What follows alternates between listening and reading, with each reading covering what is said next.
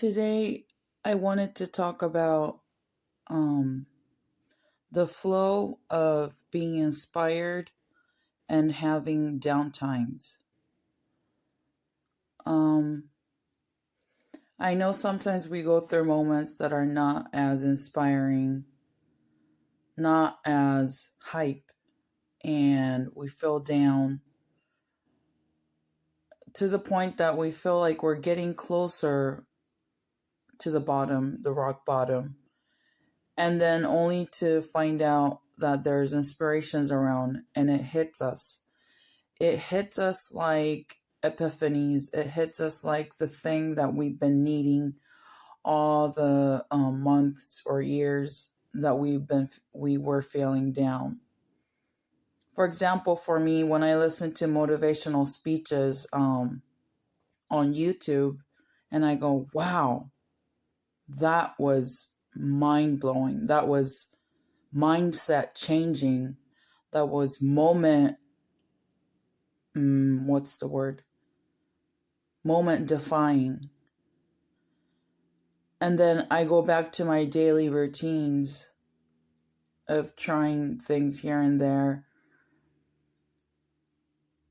And it's definitely not the same. The inspiration, the motivation stays. And it changes whatever you've been doing. It changes you from the core. And yet, as inspiring, motivating, and moving as that is, and not just how it sounds, after several months or few years, it starts to fade away. And it's one of the weirdest things I find about it is that in the moment that you hear the information or see the person or see the events that inspire you, you're so sure that this is the ultimate change I've needed. And yet it still fades away after a while. And I was thinking about this and how instead of saying that it always fades away anyway and I'm losing something, to gather it as information on the downtime equals a mellow moment. The downtimes are the mellow moments that replenishes me, actually hypes me from a different standpoint. That it's together with the inspired, keep going, keep going, keep going. You can do this type of moment too. I'm tired right now, but this is a time a little bit more mellow, still philosophical. Because, of course, to be inspired, you have to feel something about life's changes itself and what's going to motivate you toward life, not just toward the event, toward the moment, toward your specific endeavors, but toward life itself. But that the mellow moments, philosophically as well, are motivating you. And I want to put it this way. When you're gearing up for a marathon and you know it's going to change your life after you complete it, and you have this routine of every day you make sure you run 30 minutes or 10 minutes or even 5 minutes, and then it starts growing more and more. And in your heart, you're set to get this done, and you're so inspired. There's no way you're not going to get it done. No matter how hard it may be, no matter how challenging it may be, no matter how sometimes you have to modify, that you're going to get it done. And from that point of view, that aspect, it sounds like when you're having your downtime, when you're laying around more, when you're just listening to music more, when you're listening to TED Talks more maybe. But the thing is, in that, it's almost like a physiological, philosophical way to mindset, philosophical way.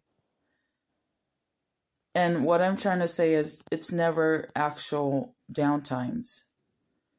Because once you've completed your tasks tasks of being in the ultimate inspired moment, and you gather yourself in your more calmer moment, you start to finally have perspectives of what you were doing. And I think that's one of the big parts of being inspired. After you get your inspiration done, do you just keep going and then it becomes stagnant because you're gonna do what you're doing? But at one point, when you start doing something and then you just keep on doing it because after a certain point it's always the thing that you've been doing up until that point, then it's no longer true inspiration. Then what is the inspiration? It's to have calmer moments. And I think a lot of times we're scared of having calmer moments because it's like being told by our routines or our schedules that we're no longer doing the thing that was good. And I think that's the part that's really hard, because we often think that the good has to be absolute.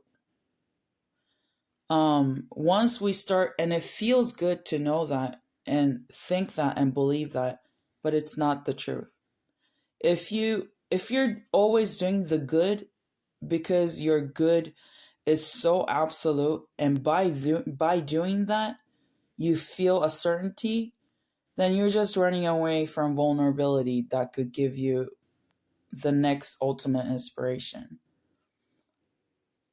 And I think that's, in a way, what we have to do with the social aspects of our lives too. I mean, meeting new people, that's always vulnerability, right? There's no way that we know an unknown person for certain. That just doesn't make sense by definition. If you're meeting a new person, you don't know the person. That's the point. And you're trying to get to know the person. But if you're going to plan out everything like you're so sure that you know what to do, then you're just hiding your vulnerability. You're lying to yourself. And you can never get to know a person by lying. Because we're all vulnerable. We're people. We're not rocks. And even rocks are vulnerable to the wind and the water. So what are we trying to be when we say we found the ultimate motivation, ultimate inspiration, and from here on we're never going to be not inspired? We're lying to ourselves about our own vulnerability. That's where the mellow hype comes in. The more accepting of vulnerability, of flexibility, of calming ways, of contemplative moments, and then if you go through that with determination to not get jolted by it, then you basically have best of both worlds. When you're motivated, you're going, you're keeping on going. When you have the downtime, you're saying to yourself, this is my calm. This is my contemplation. This is where I belong when I'm not doing everything at the same time. And it feels good. And I think how we can apply that to meeting people is that when we're expressing ourselves, I feel we should be neither expecting of what they're going to say or not expecting what they're going to say. And it's not in the middle. It's not neutrality. Because if you're neutral, it means you don't care. If you're neutral to the situation, and I want to add this, centrist people of politics are not neutral. They have an opinion about being central. So when I say neutral, I mean like when you say there's A and B, you have to choose one, and you go neither. Because if A happens, I'm fine with it. If B happens, I'm fine with it. I don't think that's what, when you say be okay with not expecting or expecting a certain way from a person that you're trying to get to know, I don't think that's the same thing. when you say you're not going to expect, it means, it doesn't mean that you don't care for each of the options. It means that you're ready to accept whatever happens.